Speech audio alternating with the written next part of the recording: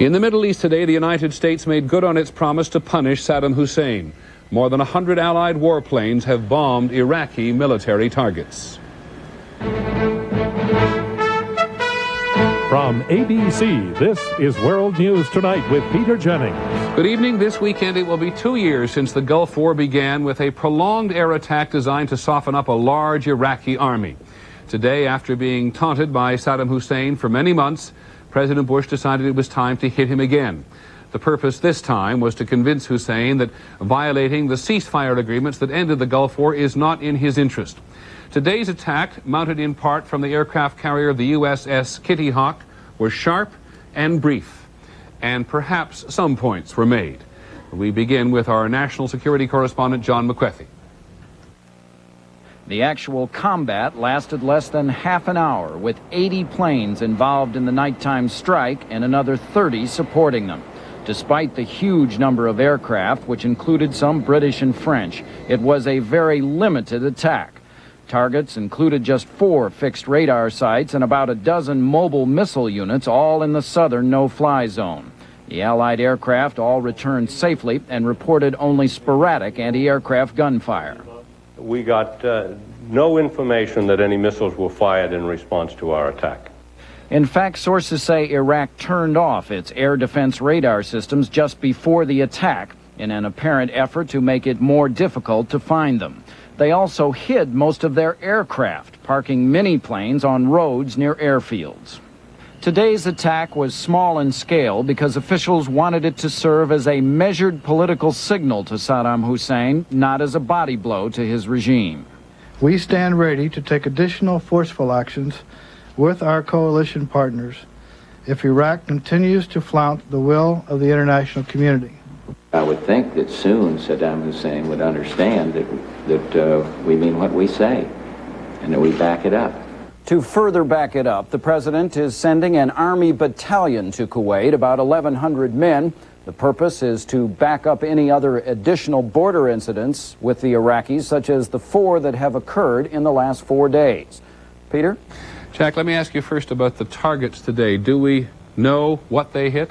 Well, they're still in the process of assessing it, Peter, but they say they believe they have significantly damaged the air defense systems in that southern zone. Now, there are people, as you well know, who suggest that this is President Bush taking a last shot at Saddam Hussein before he leaves office, that there wasn't enough provocation. Any evidence to the contrary?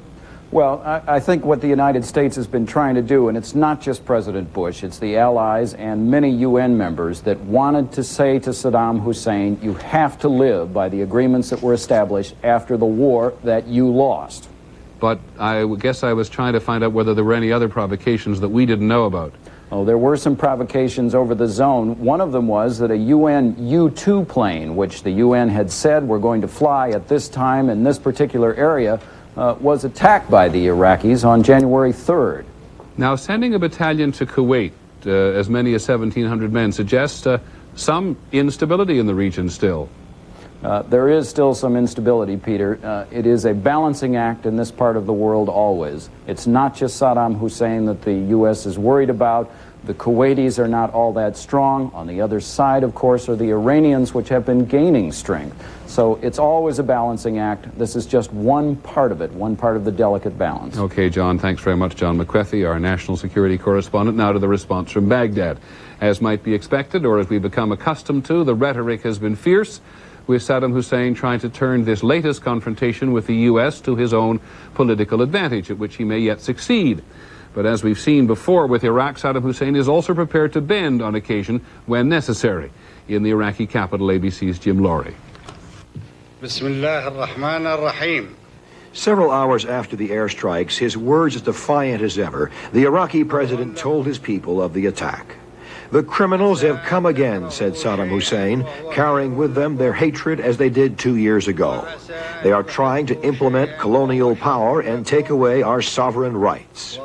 After he reported that anti-aircraft batteries in the south had been attacked in a 30-minute raid, Saddam Hussein called upon his air defense forces to repel any further intruders. This is the start of another battle in which the people of Iraq will be victorious, he said. While Saddam sounded warlike, his UN ambassador in New York appeared to give in to many of the demands of the UN Security Council. Nizar Hamdoun, just after the attack, announced Iraq would drop its restrictions on air travel by UN personnel and halt raids into the demilitarized zone along the border with Kuwait. Earlier in the day, Iraqi civilians for the fourth day in a row entered the DMZ and dismantled equipment to take back to Iraq. His belligerent televised address gave no reason to believe that Saddam Hussein has changed. Despite the concessions, it's hard to believe that after only a few airstrikes, Iraqi conduct will be completely changed. Peter? In fact, Jim, you've suggested before that Saddam Hussein might welcome this to detract from a severe economy at home. Yes, Peter, and I think that the kind of rhetoric that he employed tonight will go down rather well with most Iraqis. Bear in mind that most Iraqis, because of the incredibly tightly controlled media here, never understood why it was this attack was carried out. There was nothing really in the media to help them explain all this. Okay, Jim Laurie in Baghdad, thank you very much. One final note on this. In Little Rock, a spokesman said Governor Clinton stands foursquare with President Bush in his use of military force.